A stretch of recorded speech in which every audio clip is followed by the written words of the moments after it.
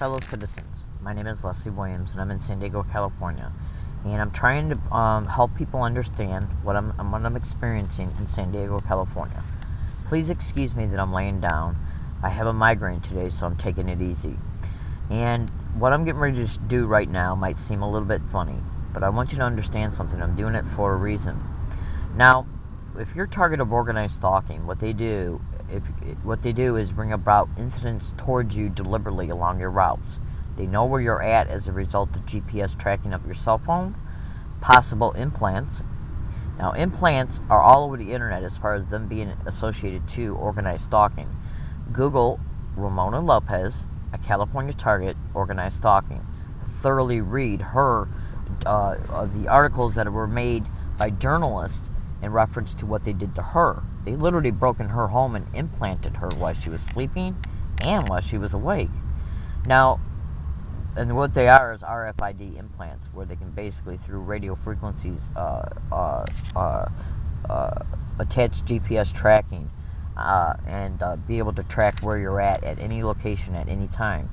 Now, as a result of the stalking, what they do is they basically, in the GPS tracking, the organized stalkers will sit outside a target's home until the target leaves, okay?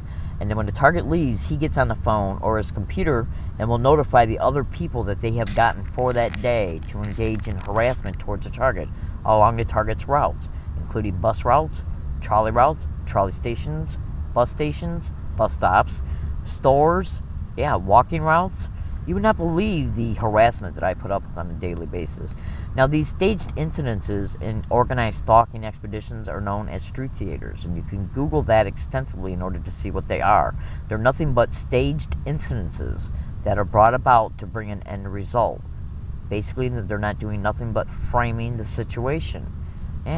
By sitting back and for them creating a plan to bring about towards a target when the target's along their routes for an end result. Either an arrest, a petitioning it to the hospital or county mental health, for a falsified doctor's report, like mental health, psychiatrist, falsified police reports, and they will do anything and everything they can to make it look like the target is their cause of the incident. It's called reversing the situation. Organized Stalking Informers talks about that, reversing the situation in reference to organized gang stalking tactics. Now, and basically what they do is they create these staged incidences, which are known as street theaters, in order to be able to then bring about an end result, which is blaming the target for the whole entire thing. They'll even stage the witnesses, and they will use anybody and everybody they can in the community, because it's organized crime in the system that has tentacles out within the community. And what a lot of them are doing is using the prestige attached to their employment description, like police officers, judges, lawyers, district attorneys, prosecutors, members of city council, fire department personnel, in order to be able to take that prestige and combine it with a slander campaign about the target to get the community at large to harass the target or do things for them based on a lie. Go to YouTube and type in "listen to a stranger" to see in part how they operate. You can also go to Google and type in "a gang stalking tech, everything you need to know."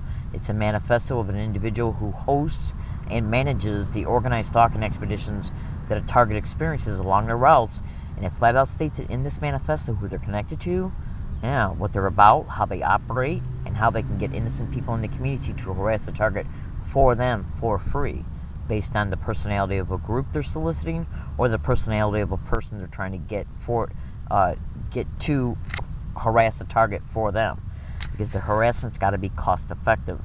Now, I'm getting ready to transfer to you a small section of what was on the John F. Kennedy movie, the one with Kevin Costner, to prove to you that these types of schemes have literally been used by many types of different groups, way back even up until in the 60s. Gang stalking and organized stalking has been around for over 80 years. Okay, you can go to YouTube and type in "gang stalking bullying on steroids" and see that it was covered on by the Chula Vista Police on the news broadcast just here in late February or early March 2011 in Chula Vista, California. And that police officer is flat out mentioning right on the news broadcast that gang stalking's been around forever. It's nothing but organized crime in the system that's connected to the system, and that has tentacles out in the community as well, including the business community, transportation services, like MTS.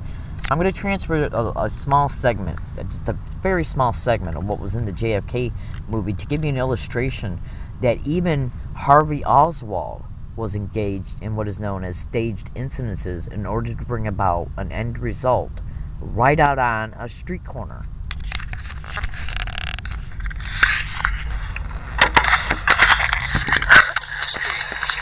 Now, these are the same leaflets they found in his garage in Dallas.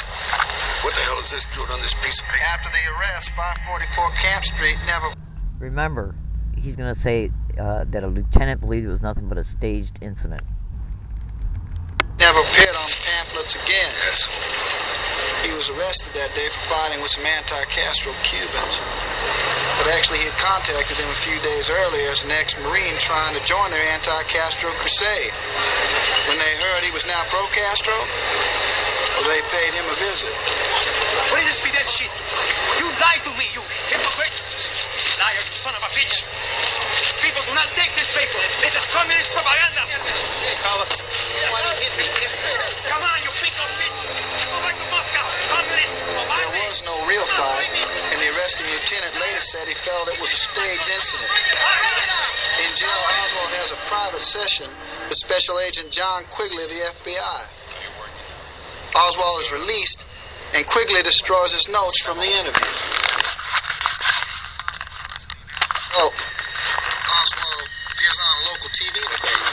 You are a no, Mr. Bernier. I am not a communist. I'm Marxist. So, as we can see, ladies and gentlemen, the point I'm trying to make to you is this, I gotta make this fast too. What organized stalking expeditions do is try to entrap a target into syndicated organized crime, syndicated control. They go after single women, single mothers, people on disability, the elderly. They're into land co-opting, property co-opting, trust fund liquidation, identity theft, mortgage co-opting, human trafficking, sexual servitude rings, prostitution rings, and so much more. And what they're basically doing is doing nothing but targeting people that fit these descriptions and more, okay, in order to get legal custody of them and their property and their finances. And to sexually exploit them once they got a hold of them. Google 4 mentally disabled individuals kept in a basement for 10 years. The lady who had syndicated control of them, she had a felony on her record for murder. She literally starved an ex-boyfriend to death in a closet.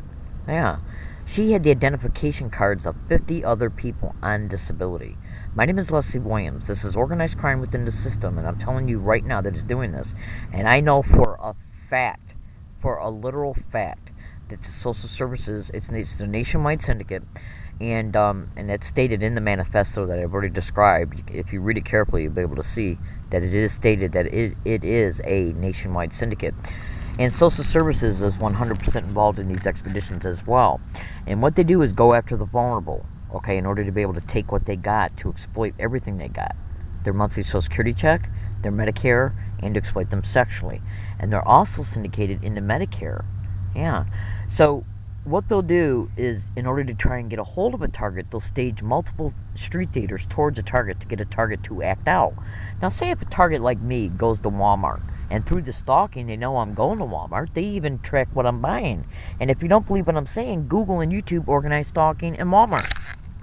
The point I'm trying to make here to you today is this, is that if I go to Walmart to buy a pocket knife, because they've already assaulted me twice, on August 17, 2011, and then on the MTS bus, there's a video online right now. Go to YouTube and type in "learning disabled woman brutally assaulted on MTS bus, and then look in the comments feature of that video.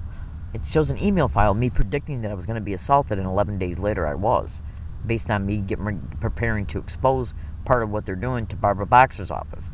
I made that prediction in an email file. It was printed out, copied, and scanned, and put in a blog, and then the blog's URL is in the comments feature of that YouTube video. The point I'm trying to make is this, and then MTS sent me an altered video of the assault.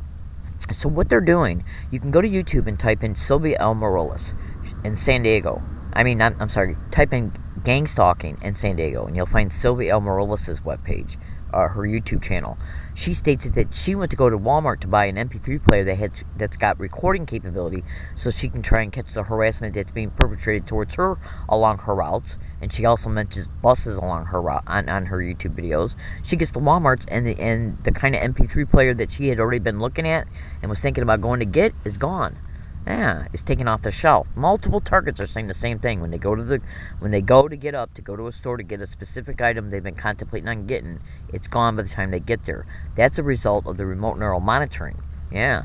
Now, the point I'm trying to make is this, is they track targets everywhere they go. Everywhere they go. So if they followed me, which I was gaslighted at Walmart's every single time I've been there, I've already got YouTube videos about Walmart employees harassing me.